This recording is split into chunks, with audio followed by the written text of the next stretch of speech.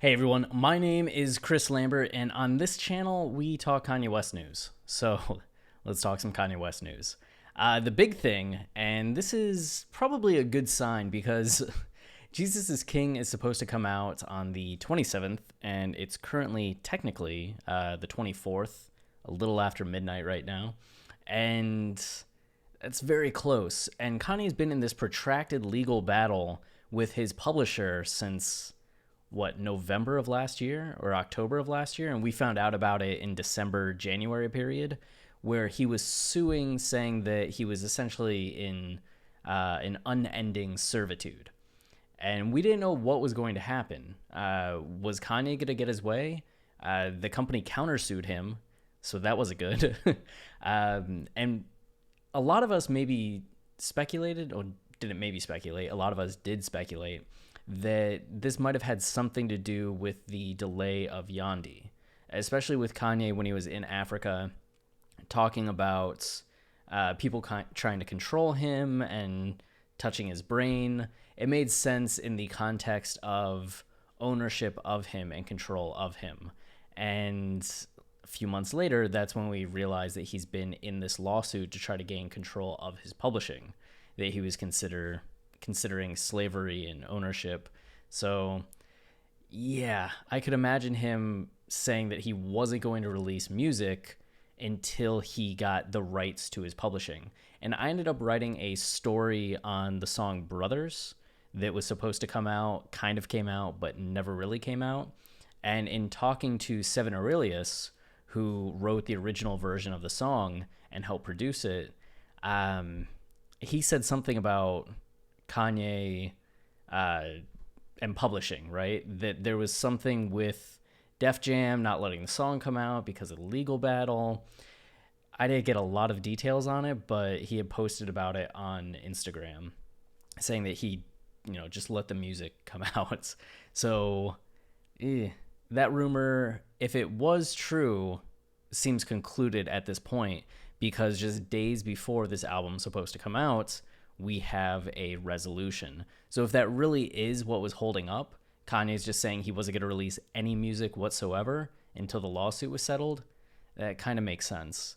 What's a little ridiculous, and you can see how many tabs I have open here, is that not a single source has all the information available. You can see Pitchforks article is just this, really short, and it just says January, Kanye filed a lawsuit against EMI. West accused EMI at the time of trying to lock him into a contract of servitude that could last his entire life and saw ownership of his catalog. Yeah, so just a brief recap there. And then you have the Blast article that actually has the court document notice, which is kind of important. So please take notice that plaintiffs, please give me my Publishing Inc., West Brands LLC. Please give me my Publishing Inc. is a name that Kanye has used since the college dropout. It's not a recent thing. He's wanted his publishing the entire fucking time, which is low-key kind of hilarious to me. Kanye West and Ye World Publishing and the defendants EMI Blackwood have reached an agreement in principle to settle the above-captioned lawsuit in its entirety. The curious thing to me is that it was reported at the time that there was a separate lawsuit with Def Jam. I don't know if that's been resolved, if that's part of this. We're still a little in the dark about some of the details here. And then you have this article on Complex that is the longest of them and gives a little bit more information. One of several contract modifications in 2006, EMI included language that stated, "At no time during the term will you seek to retire as a songwriter, recording artist, or producer, or take any extended hiatus."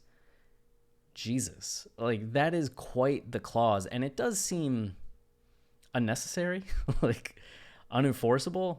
How can you have that be a clause? At no time can you ever get out of this? Ooh. So Kanye was saying that the contract should have ended in October of 2010. So he was trying to get all of his publishing from My Beautiful Dark Twisted Fantasy all the way up through Kids See Ghosts, which would have been a huge, huge win because the publishing is where all the money is. So Kanye would have been getting all the money from his music rather than just a small slice of the money. But this is one of the details, too, that wasn't included in the other articles. In March, both parties informed the court that they wanted to try and privately settle their legal issues by engaging in meaningful discussions in an attempt to resolve this action without having to incur the burden and expense of litigation and motion practice. So here we are, more than 60 days later, even though that was what the extension was, and we have ourselves a resolution. So I think that bodes well for those of us that were skeptical about the release of Jesus is King this Friday. I still think it's going to happen. I'm not doubting yet, but if it doesn't, I would say that it's probably an imminent release in some capacity. But this, unfortunately, isn't the end of lawsuits and court happenings with Kanye.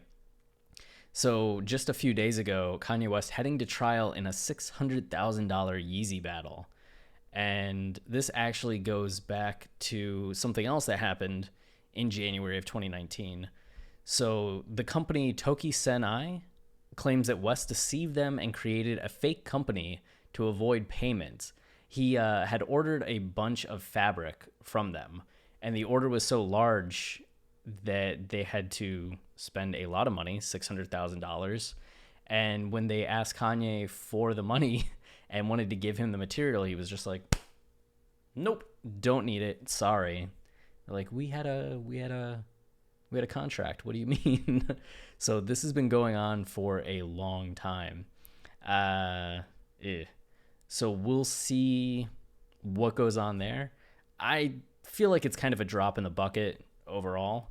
It'll get settled in some capacity. It's certainly not as big of a deal as EMI, but when talking about Kanye court cases, it seemed worth mentioning.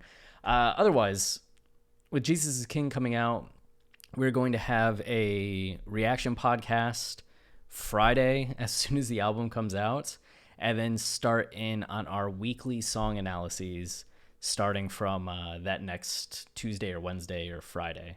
So the date will be decided. I'll make a YouTube video about it too.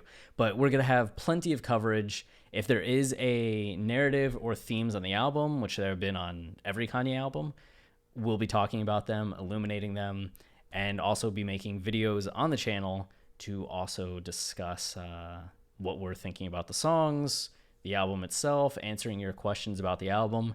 It's going to be fun. These releases are always fantastic. So I hope you join us for all of that conversation and all of that content. And here's hoping that Thursday nights, Friday, we get what we're all hoping for. Until then, I'll talk with you soon. Stay wavy. Keep it loopy. Cheers.